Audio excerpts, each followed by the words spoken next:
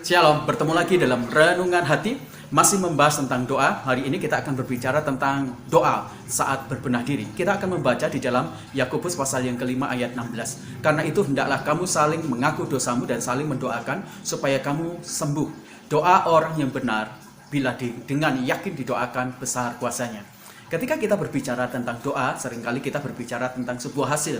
Hasil dari doa kita bisa berujung pada solusi-solusi pergumulan kita, bisa berujung juga dengan mujizat, kesembuhan, atau kemudian hal-hal yang berkaitan dengan berkat-berkat secara jasmani yang kita butuhkan. Tetapi kita melupakan sebuah esensi dari doa. Itu yang ingin diungkapkan oleh Yakobus di dalam doanya.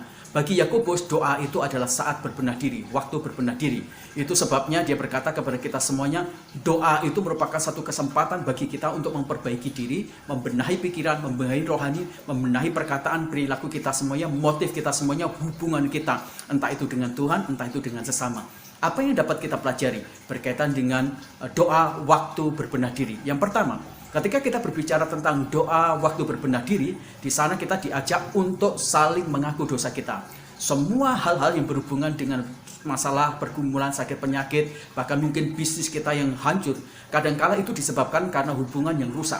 Mengapa hubungan bisa rusak? Karena di sana ada konflik yang tidak diakui, karena di sana ada masalah-masalah, karena mungkin kita melakukan dosa yang tersembunyi yang kita lakukan dari belakang.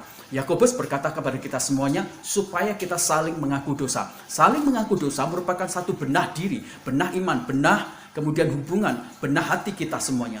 Kalau kita saling mengakui dosa kita, maka di sana ada sesuatu yang luar biasa terjadi. Apa itu? Suasana menjadi pecah. Di sana ada transparasi, pengakuan dosa, masing-masing mengaku. Saya yakin di sana akan tumbuh pengampunan. Di sana akan tumbuh damai. Di sana akan tumbuh persekutuan yang lebih indah lagi. Di sana ada pemulihan. Tanpa kita mengakui dosa-dosa kita satu dengan yang lain, tidak akan ada pemulihan hubungan, tidak ada pemulihan rohani, tidak ada pemulihan iman, tidak ada pemulihan berkat. Itu sebabnya Yakobus berkata, doa itu merupakan satu rangkaian bagi kita semuanya untuk kita berbenah diri dengan cara kita mengakui dosa kita semuanya.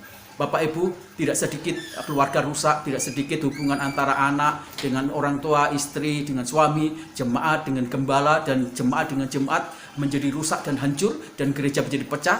Oleh karena apa? Karena dosa-dosa yang dipelihara, yang tersimpan, yang tidak diakui.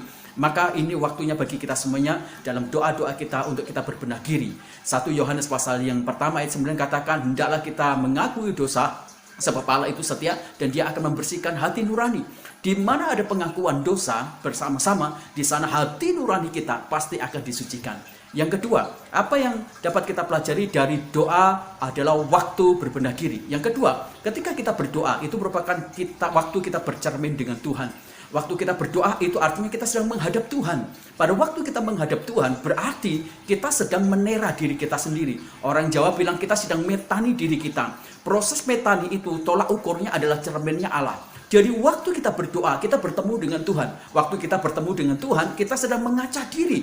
Begitu banyaknya kekotoran, kenajisan, kerusakan, kejahatan, dosa-dosa yang ada di dalam diri kita. Semakin kita berdoa, semakin kita memahami tentang betapa rusaknya diri kita, betapa najisnya diri kita. Dan pertemuan kita dengan Tuhan itu menolong kita semuanya untuk menyadari, Tuhan, aku rusak, aku butuh tanganmu, aku butuh sentuhanmu. Waktu kita berdoa, kita mulai menyamakan level, kemudian channel kita dengan frekuensinya Tuhan, pikiran kita dengan frekuensinya Tuhan, perilaku kita dengan frekuensi perilakunya Tuhan, kesucian kita dengan frekuensi kesuciannya Tuhan, belas kasih kita disesuaikan itu semuanya.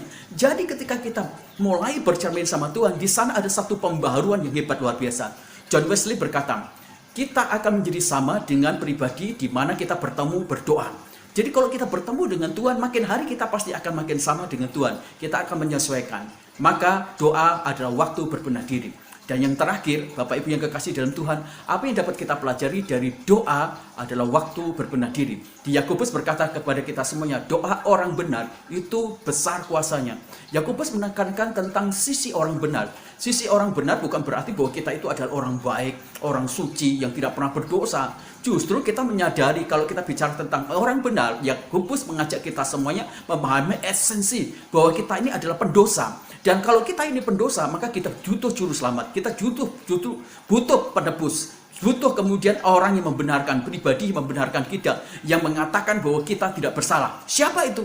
Butuh Yesus. Itulah pribadi yang membenarkan kita. Jadi waktu berbenah diri adalah waktu kita berkata kepada Yesus, Tuhan, aku berdosa, aku jahat, aku butuh Engkau, aku butuh Yesus juru selamatku. Jadi inilah adalah waktu berbenah diri. Waktu kita memasukkan Yesus menjadi pribadi juru selamat, menjadi pribadi penuntun, guider, dan menjadi Tuhan satu-satunya di hidup, maka kita sedang membenahi seluruh rangkaian hidup kita semuanya. Waktu kita berbalik dari jalan-jalan Tuhan, maka kita mengalami pemulihan yang luar biasa. Jadi hal yang sangat penting dalam hidup kita semuanya berhubungan dengan doa adalah waktu saat untuk kita berbenah diri. Hari ini kiranya kita disadarkan. Mari kita menyadari tentang esensi doa yang sangat-sangat lebih penting dari sekedar kita mengharapkan hasil jasmani. Tuhan memberkati kita semuanya pagi ini. Haleluya. Amin.